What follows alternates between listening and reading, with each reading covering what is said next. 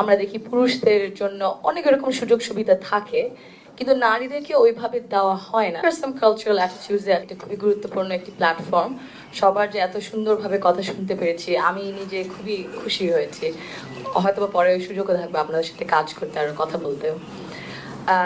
আরেকটা জিনিস আমি প্রথমেই বলতে চাচ্ছি হচ্ছে যে এত কিছু যে আমরা বলেছি, আমরা যদি সুযোগ না পাই, এরকম পলিটিক্যাল অ্যাক্সেস যদি না পাই, এই ফাইন্যান্সিয়াল অ্যাক্সেস যদি না পাই, এই সি সুইট অ্যাক্সেস যদি না পাই, তখন কিন্তু মানে এই যে পলিসিস ইমপ্লিমেন্টেশন, যে আচ্ছা ঠিক আছে আমাদের আমাদের দৃষ্টিভঙ্গি কি, আমরা যে পার্সপেক্টিভ দিয়ে কাজ করব, ওইগুলো কিন্তু হয় না। আপনি যে বললেন সুন্দরভাবে যে আচ্ছা ঠিক আছে তাহলে রোড ম্যাপটা কি, এগুলো কিভাবে হবে, যদি নারীরা না থাকে পলিসি বানানোর সময়, তাহলে কিন্তু পুরোপুরি আমরা জানতে পারবো না।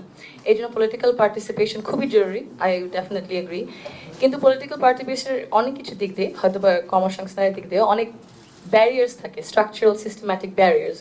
ওইগুলা আমরাই শুধু হয়তো বা বুঝতে পারবো। ফর এক্সাম্পল, আপনারা যে বললে ডে কেয়ার সেন্টার, এখন ডে কেয়ার শুধু একটা খেলনাঘর হলে তো হয় না। সুন্দর একজন ট্রেন যদি থাকে, কয়েকজন, ওদের শিফটও লাগবে, বড় একটা জায়গা লাগবে, বুঝতে হবে ঠিক আছে কোন বয়স থেকে কোন বয়স, ওদের খাবারের ব্যবস্থা, ওদের মানে সুস্থের ব্যবস্থা, ওর যদি কারো কোনো জ্বর থাকে, কোনো দনজন বাচ্চার, ঠিক আছে ওইটা কিভাবে সামাল দিতে। এগুলো যদি ঠিক মতো না হয়, তাহলে মাদেরও তো, ওরা তো ঠিক মতো কাজ করতে পারবে না, ওরকম সুযোগ নাই। তো কিছু স্ট্রাকচারাল ব্যারিয়ার্স তো আছে।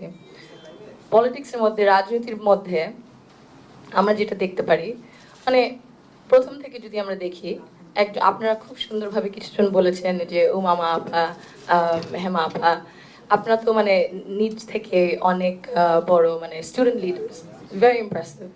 আপনাদের মতো অনেক আছে নিশ্চয়ই, আপনারা তো ওদের সাথেও নিশ্চয়ই কাজ করেছেন। এখন ওদের জন্য যদি আমরা ঠিক মতো না চিন্তা করি, ঠিক আছে স্টুডেন্ট লিডার থেকে, লোকাল গভর্নমেন্ট থেকে ওই পাইপলাইনটা যদি সৃষ্টি না করা হয়, আর ওই পাইপলাইনটা ধরে রাখা যদি না হয়, তাহলে মেরামত করা না হয়, তাহলে তো সুযোগ সুবিধা থাকবে না। ওরকম ভালো ভালো নেত্রীদের ওরকম আমরা সুযোগ দিতে পারবো না। তো ওইটা প্রথমে করতে লাগবে, পাইপলাইনটা সৃষ্টি করতে রাখবে আর ধরে রাখতে রাখবে। দ্বিতীয় পয়েন্টটা হচ্ছে যে এই মেন্টরশিপ আর ট্রেনিং। আপনারা অনেকজন আছেন, অনেক প্রফেশনে খুব বিশিষ্ট, এবং অনেক তরুণরাও আছে, আমরা আপনাদের কাছ থেকে শিখবো অবশ্যই। তো ওই মেন্টরশিপ আর ট্রেনিং প্রোগ্রামটা এই পলিটিক্সে আর সিভিক ডিউটিতে যদি না থাকে,